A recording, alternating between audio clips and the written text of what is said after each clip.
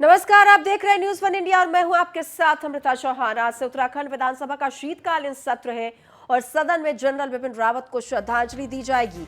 11 दिसंबर तक उत्तराखंड विधानसभा का शीत सत्र सदन में उठाने वाले मुद्दों पर कार्य मंत्रणा की बैठक हुई। आरटी-पीसीआर रिपोर्ट के साथ ही सदन में प्रवेश मिलेगा, यानी कि जब सत्र की शुरुआत होगी तो आरटी-पीसीआर टेस्ट अनिवार्य कर दिया गया है कि उत्तराखंड में कोविड के मामले बढ़ रहे थे।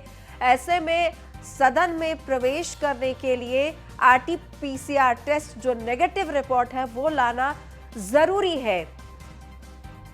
आज से उत्तराखंड विधानसभा का शीतकालीन सत्र का आगाज होने जा रहा है। ऐसे में आज आरटी-पीसीआर टेस्ट की रिपोर्ट जो नेगेटिव होगी वो लेकर आना जरूरी है और साथ ही आज सीडीएस जनरल बिपिन रावत को श्रद्धांजलि दी जाएगी। सदन में उठाने वाले मुद्दों पर कार्य मंत्रणा की बैठक भी हुई है और आपको बता दें कि आरटी-पीसीआर रिपोर्ट के साथ ही सदन में प्रवेश मिलेगा। आज से उत्तराखंड विधानसभा का शीतकालीन सत्र शुरू हो गया है और सदन में जनरल बिपिन रावत को श्रद्धांजलि दी जाएगी। कल ही हेलीकॉप्टर हादसे में उनका निधन हो गया था, उनकी पत्नी का भी निधन हो गया था और 11 लोग थे उनकी का भी निधन हो गया था। सदन में आज उन्हें श्रद्धांजलि दी जाएगी। तो देश में शोक की लहर है और आज जब सत्र की शुरुआत होगी उत्तराखंड में तो यहां पर भी बिपिन रावत को श्रद्धांजलि दी जाएगी। हेलीकॉप्टर हादसे में उनका निधन हुआ है।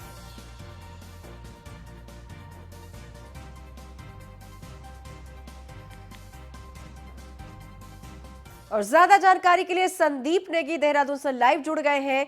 संदीप, आज शीतकालीन सत्र की शुरुआत होने जा रही है। आज कहा जा रहा है कि सत्र में जो कोई भी सदन में आएंगे उससे पहले उनको आरटी-पीसीआर रिपोर्ट जो है वो नेगेटिव रिपोर्ट लेकर आना होगा, तभी अंदर प्रवेश की अनुमति है।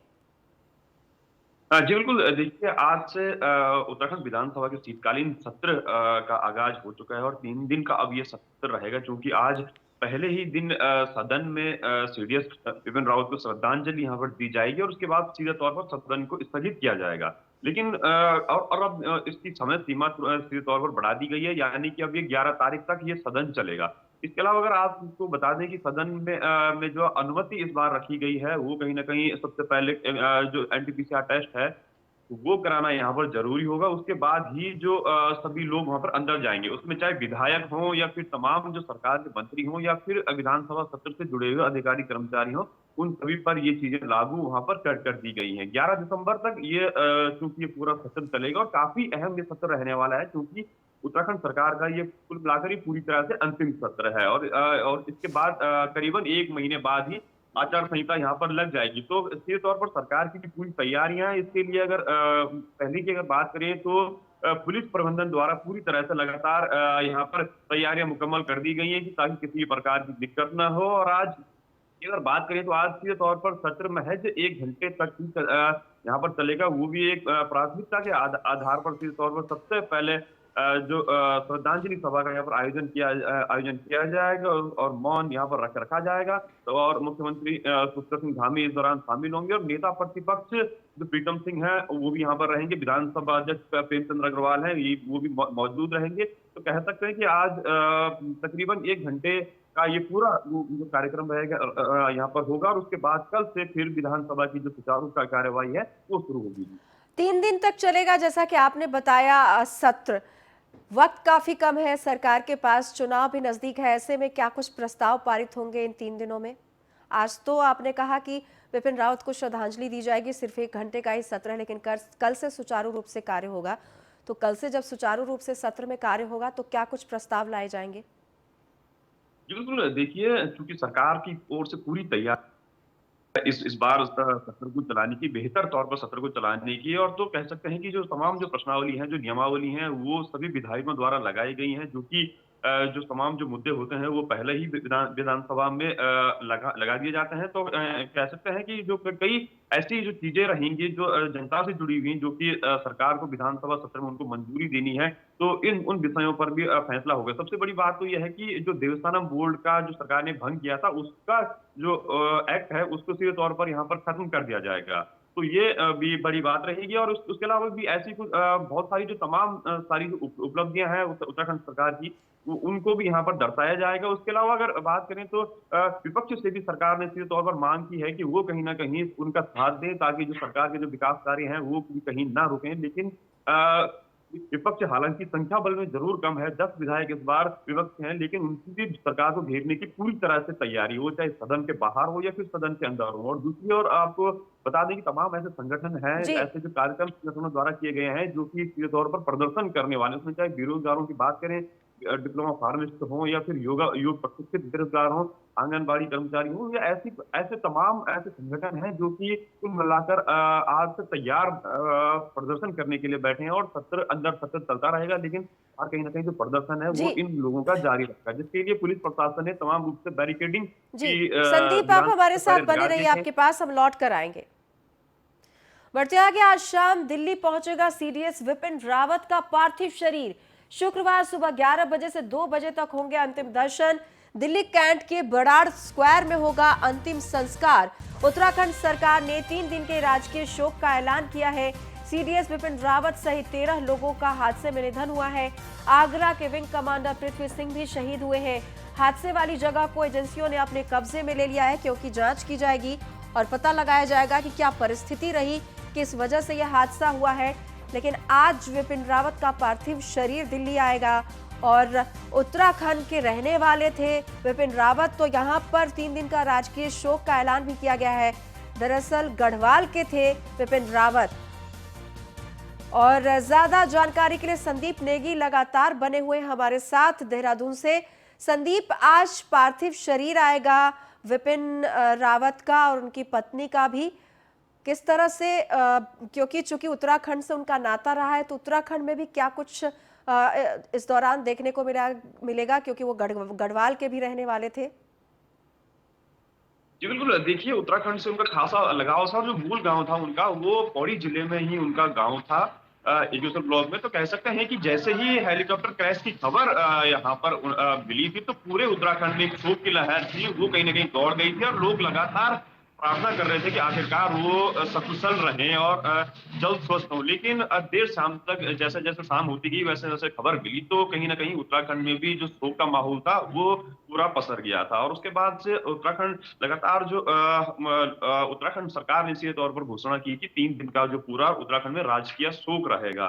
लिहाजा यही वजह है कि अब कहीं न कहीं तमाम जो पार्टियों के जो कार्यक्रम थे, वो भी टाल दिए गए हैं। और आज भाजपा ने सीधे तौर पर ऐलान किया है कि उनके सभी जिलों के जिला स्तर पर एक वहाँ पर श्रद्धांजलि कार्यक्रम वहाँ पर किया जाएगा। तो और यही कार्यक्रम कांग्रेस भी अपने-अपने तमाम जिला मुख्यालयों में कर रही है। तो और कह सकते हैं कि पूरी तरीके से 3 दिन का जो राजकीय शोक है, वो यहाँ पर उत्तराखंड में रहेगा। और उसके अलावा लोगों की कई भावनाएँ यहाँ पर जुड़ी थी। और दूसरी सबसे बात है कि उत्तराखंड सैनिक बाहुल्य प्रदेश भी कहा जाता है, और यहाँ से हर घर में कहीं न कहीं एक जो सैनिक है, वो ज़रूर देश की सेवा करता है। लिहाजा कुछ इस तरह की जो भावनाएँ भी थी, वो भी विपिन रावत के साथ जुड़ी थी। तो अब ये कहीं न कहीं लोगों का जो दर्द है, वो बिल्कुल छलक पड़ा है। और आज जिस तरह से उनका शरीर पार्थिव शरीर दिल्ली पहुँचेगा, लेकिन अटकलें फिलहाल ये भी वहाँ पर पौड़ी में लगाई जा रही थी कि उनका जो परिवार वाले थे कह रहे थे कि उनका पार्थिव शरीर है वो यहाँ पर लाया जाए।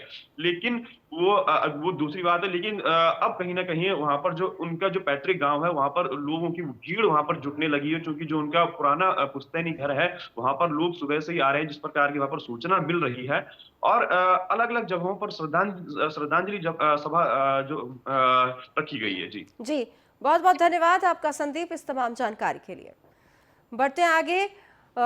सीडीएस विपिन रावत की मौत पर सीएम धामी ने दुख जताया है। विपिन रावत की मौत, उन्होंने कहा है कि एक निजी क्षति थी मेरे लिए, अभिभावक की तरह मेरा मार्गदर्शन किया, दुख की घड़ी में मेरी संवेदनाएं परिजनों के साथ हैं।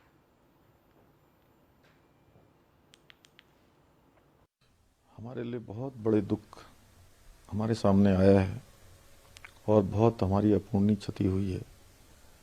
जनरल बिपिन रावत जी के जाने से उनकी मृत्यु का जैसे ही संदेश मिला है, सारे उत्तराखंड वासी, पूरे भारतवासी सब बहुत दुखी हैं।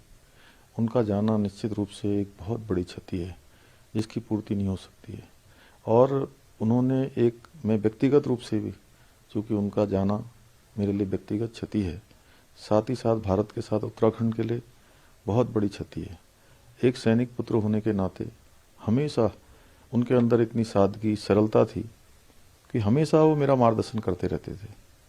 अभी कुछ दिनों के अंतराल में ही मुझे उनके साथ मेरे पिताजी की जो रेजिमेंट है, महार रेजिमेंट के सेंटर में उनके साथ जाना था, लेकिन बीच में ही नियति को कुछ और मंजूर था। आज उनके परिवार पर जिस प्रकार का एक कष्ट आया है, बड़ा कष्ट आया है, और मैं समझ सकता हूँ एक सैनिक पुत्र होने के नाते कि उनके परिवार पर क्या बीत रही होगी। मैं भगवान से प्रार्थना करता हूँ, उन्होंने संपूर्ण जीवन भर माँ भारती की सेवा की है, राष्ट्र की सेवा की है। भगवान उनको अपने श्री चरणों में स्थान दे और उनके सभी जितने भी उनके शुभचिंतक, चाहने वाले, उनके पारिवारिक जन, सभी को इस दुख को सहन करने की शक्ति प्रदान करे। ओम शांति, ओम शांति, ओम शांति। बीजेपी के राज्यसभा सांसद अनिल बलूनी ने भी दुख जताया है। सीडीएस बिपिन रावत की मौत पर उन्होंने गहरा दुख जताया है। तो बीजेपी के राज्यसभा सांसद हैं अनिल बलूनी और उन्होंने दुख जताया है सीडीएस बिपिन रावत की मौत पर। आपको बता दें, सीडीएस बिपिन रावत जो पौड़ी गढ़वाल के थे, उनका पैतृक गांव भी है वहां पर, उनका नाता रहा है उत्तराखंड से। और जैसे ही उत्तराखंड वासियों को इसका पता चला, वहां पर शोक की लहर दौड़ गई। और अब सीडीएस बिपिन रावत की मौत पर अनिल बलूनी ने भी दुख जताया है। सांसद हैं राज्यसभा से अनिल बलूनी।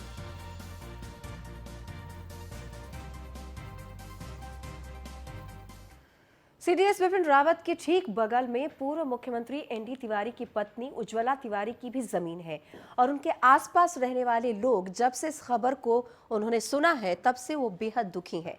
उनका कहना है कि उन्हें गर्व की अनुभूति हो रही थी कि उनके पास पहले सीडीएस और पूर्व सेना प्रमुख का आवास है। सीडीएस बिपिन रावत अपने आशियाना बनाने का सपना ही देख रहे थे कि ये पूरा हादसा हुआ।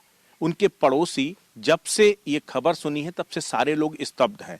हमारे साथ सर, आपका शुभ नाम क्या है? K S. Mishra, doctor K S. Mishra. Mishra ji, आपके ठीक सामने बिपिन रावत जी का आवास ये बन रहा है जो है, कितने दिन से इस पे काम चल रहा था?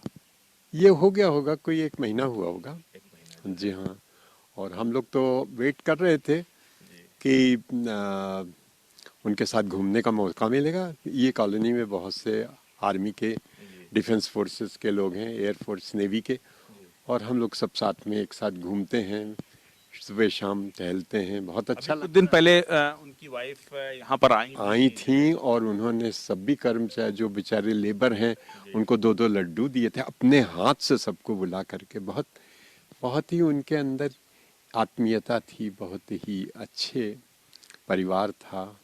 और हम लोग तो बिल्कुल उनके, मतलब ये समझ लीजिए कि बिल्कुल वो हो गए थे, मुरीद हो गए थे।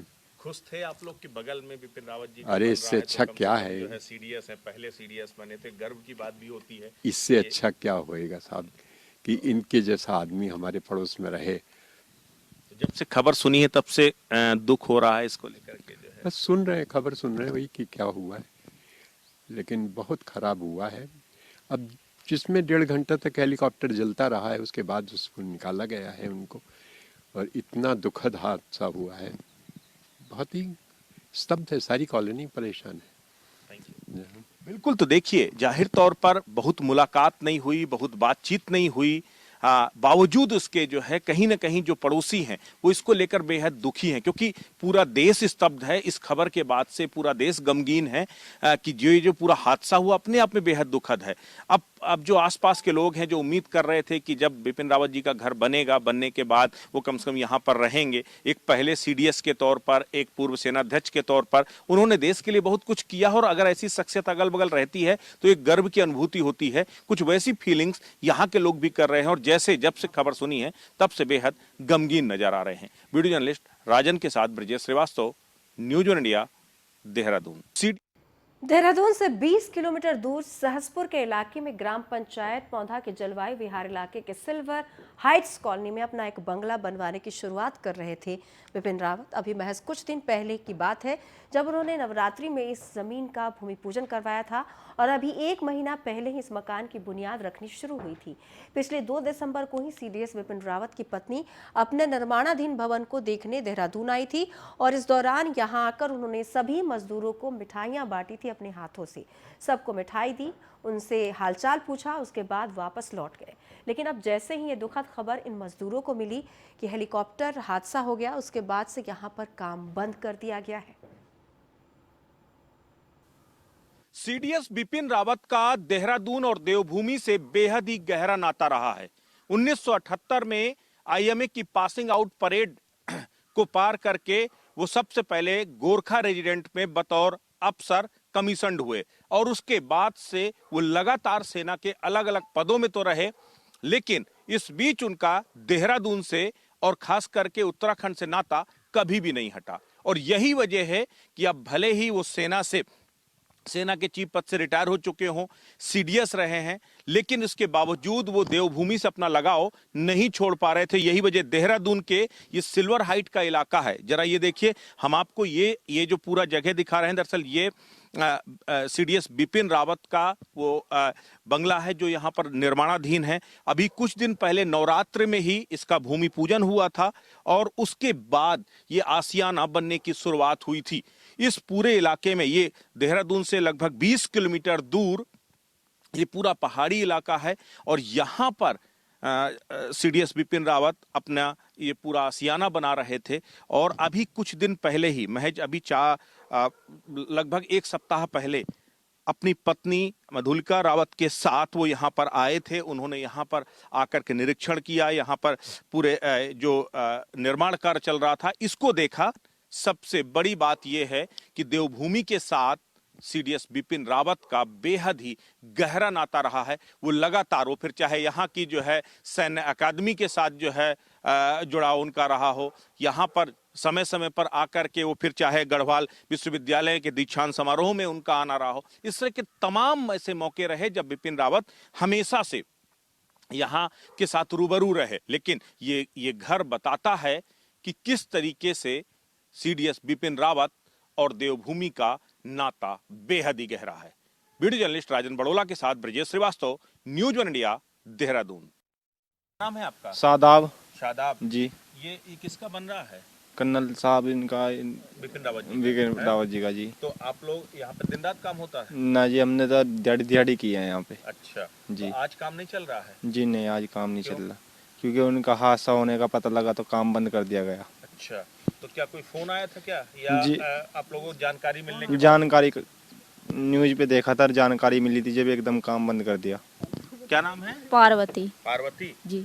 यहाँ पर मैडम आई थी कुछ दिन पहले? हाँ जी, आई थी। आई थी, तो कितने दिन पहले आई थी यहाँ? वो 2 तारीख को। 2 तारीख को जो है, तो यहाँ सब देख रही होंगी, कुछ बताया हाँ, कैसे सब काम कुछ करना है, क्या करना है?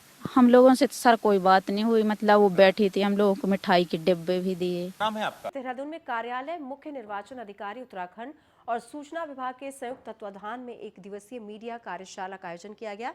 इस कार्यशाला का शुभारंभ मुख्य अतिथि मुख्य निर्वाचन अधिकारी सौजन्या, महानिदेशक सूचना रणबीर सिंह चौहान, मुख्य वक्ता प्रोफेसर डॉक्टर सुभाष गुप्ता ने दीप जलाकर किया। मुख्य निर्वाचन अधिकारी सौजन्या का कहना है कि मतदाता संक्षिप्त पुनरीक्षण 2022 संपन्न हो चुका है। जल्द ही निर्वाचन आयोग इलेक्ट्रॉल का प्रकाशन करेगा। इस बार 3,99,000 से अधिक नवीन पंजीकरण मिले हैं और इस बार निर्वाचन आयोग द्वारा नई पहल भी की जा रही है, जिसके तहत 80 साल से अधिक आयु के वरिष्ठ नागरिक और निर्वाचक नामावली में चिन्हित दिव्यांगजनों को पोस्टल बैलेट के माध्यम से मतदान की सुविधा दी गई है। और महानिदेशक सूचना रणवीर सिंह चौहान ने कहा कि विधानसभा सामान्य निर्वाचन के सफल संपादन में मीडिया की भूमिका बढ़ जाती है। चुनाव में मीडिया तक सूचनाओं का सही प्रकार से आदान प्रदान हो, इसके लिए तंत्र विकसित किया जाए ताकि मीडिया को किसी एक प्लेटफॉर्म से समय पर सूचनाएं मिल सके।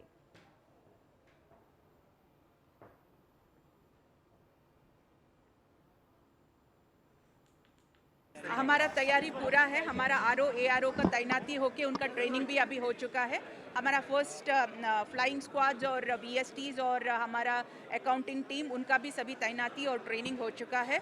उसके बाद जो हमारा वीवीपैट सीयू और बीयूस जो लेना है उसको भी लेके हमने फर्स्ट लेवल चेकिंग कराया है। अवेयरनेस प्रोग्राम उसका जिलों में चल रहा है, स्वीप एक्टिविटीज़ चल रहा है और हमारा समरी रिवीजन भी चल रहा है। 1/1/2022 को 18 ईयर्स जो भी होंगे वो सभी इसके लिए एलिजिबल है। तो हमारा तैयारी पूरा है।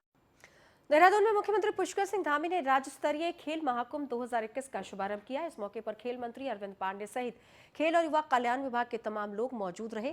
खेल महाकुंभ के आयोजन का उद्देश्य प्रदेश में खेल प्रतिभाओं को बढ़ावा देना है। इस दौरान सीएम धामी ने हर क्षेत्र में खिलाड़ियों को बढ़ावा देने की बात कही। कार्यक्रम में खेल मंत्री अरविंद पांडे भी मौजूद रहे। राज्य स्तरीय खेल महाकुंभ में इस बार 12 खेल प्रतियोगिताएं आयोजित होंगी।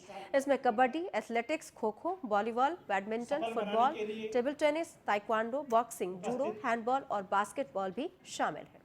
स्वागत करता हूं हमारे बीच में उपस्थित संस्कृत शिक्षक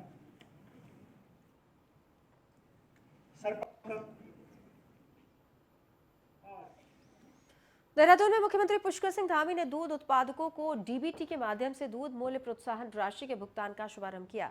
इस दौरान कार्यक्रम में मौजूद दुग्ध विकास विभाग की मंत्री रेखा आर्या ने कहा कि पर्वतीय क्षेत्रों में दूध सचिव के लिए प्रोत्साहन राशि 1 रुपए प्रति लीटर कर दी गई है।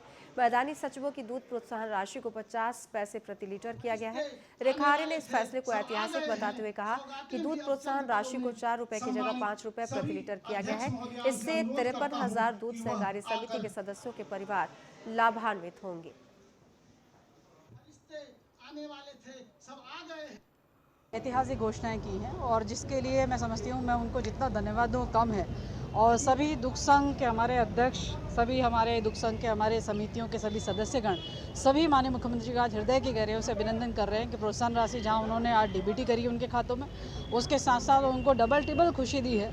एक तो हमारे दुग्ध सचिव जो हमारे पर्वतीय क्षेत्रों के हैं उनकी प्रोत्साहन राशि जो है वो प्रति लीटर 1 रुपये कर दिया गया है और जो हमारे मैदानी क्षेत्र के हमारे दुग्ध सचिव हैं उनकी प्रोत्साहन राशि 50 पैसे प्रति लीटर कर दिया गया है। जो खबर हरिद्वार से 22 की जीत के लिए बीजेपी ने कमर कस ली है। बीजेपी प्रदेश में निकालेगी विजय संकल्प यात्रा।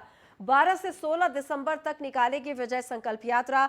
हरिद्वार की 11 विधानसभाओं में भ्रमण करेगी। संकल्प यात्रा में 4.5 साल की उपलब्धियां बीजेपी गिनाएगी। विजय संकल्प यात्रा में कार्यकर्ताओं को मिलेगा जीत का मंत्र। बीजेपी कैंप कार्यालय में यात्रा को सफल बनाने पर मंथन किया गया। ज्वालापुर विधायक सुरेश राठौड़ के कार्यालय में मंथन किया गया। बैठक में कार्यकर्ताओं समेत कई बड़े नेता भी शामिल हुए और उन्हें बताया गया कि किस तरह से काम करना है, इस यात्रा के दौरान किस तरह से लोगों से जुड़ना है। सचिवालय संघ के कर्मचारियों ने सरकार के खिलाफ मोर्चा खोलते हुए सचिवालय के मुख्य गेट पर धरना प्रदर्शन किया। सोमवार को मुख्यमंत्री पुष्कर सिंह धामी का अभिनंदन समारोह किया गया था। इस दौरान सचिवालय संघ के अध्यक्ष दीपक जोशी ने अपनी 5 सूत्रीय मांगों को मुख्यमंत्री के सामने रखा, जिसमें कुछ मांगों को मान लिया गया। बाकी मांगों पर मुख्यमंत्री ने बात और विचार करने को कहा। मुख्यमंत्री द्वारा घोषणा नहीं होने से नाराज कर्मचारियों ने सरकार के खिलाफ ही मोर्चा खोल दिया है। सचिवालय गेट पर धरने पर बैठ गए हैं कर्मचारी। कुछ कर्मचारियों पर सरकारी कार्य में बाधा डालने के लिए मुकदमे भी दर्ज किए गए हैं, जिस पर संघ के अध्यक्ष दीपक जोशी ने अपना गुस्सा जाहिर किया। अपनी मांगों को जल्द पूरा करने की सरकार से मांग भी रखी है। ये ब्यूरोक्रेसी करा रही है, सरकार की छवि खराब कर रही है और आप देख रहे हैं सचिवालय के लोगों को सचिवालय से बाहर कर दिया गया है और कहीं ना कहीं एक लोकतांत्रिक जो आवाज़ है, एक सिस्टम है, संवैधानिक एक अधिकार मिले हुए हैं, उस अधिकारों को दबाने का प्रयास किया जा रहा है। और चूंकि ये कार्यक्रम कोई नया कार्यक्रम नहीं है, ये कार्यक्रम एक अभिनंदन समारोह में निपट जाता। वहाँ पर अभिनंदन समारोह में हमारी डिमांड अगर यही हो जाती है तो सीएम साहब की बल्ले बल्ले होती और चूंकि ब्यूरोक्रेसी ने ये तांडव नचा है, उसका खामियाजा कहीं ना कहीं सरकार को भुगतना। राहुल गांधी के देहरादून दौरे की तैयारियां तेज हो गई है। कांग्रेस प्रदेश मुख्यालय में राहुल की जनसभा भी होगी, बैठक भी होगी। गणेश गोदियाल और देवेंद्र यादव की अध्यक्षता में बैठक हुई। महानगर और पार्टी के तमाम पदाधिकारी बैठक में शामिल हुए। देहरादून में 16 दिसंबर को राहुल गांधी जनसभा करेंगे और इसको लेकर तमाम तैयारियां की जा रही है। तैयारियां किस तरह से हो, इसके लिए बैठक भी की गई। कार्यक्रम स्थल और पदाधिकारियों की जिम्मेदारियों पर बैठक में मंथन भी किया गया कि कोई कमी न रह जाए, किस तरह से तैयारी की जाए, कितनी तादाद में लोग आएंगे और क्या कुछ मंच से कहा जाए और क्या कुछ मैसेज लोगों को दिया जाए, क्योंकि आगामी विधानसभा चुनाव है, नजदीक है चुनाव। ऐसे में लोगों को अपने पाले में करने की कोशिश में जुटी हुई है कांग्रेस और राहुल गांधी का दौरा है, तो ऐसे में तमाम तैयारियां भी की जा रही हैं।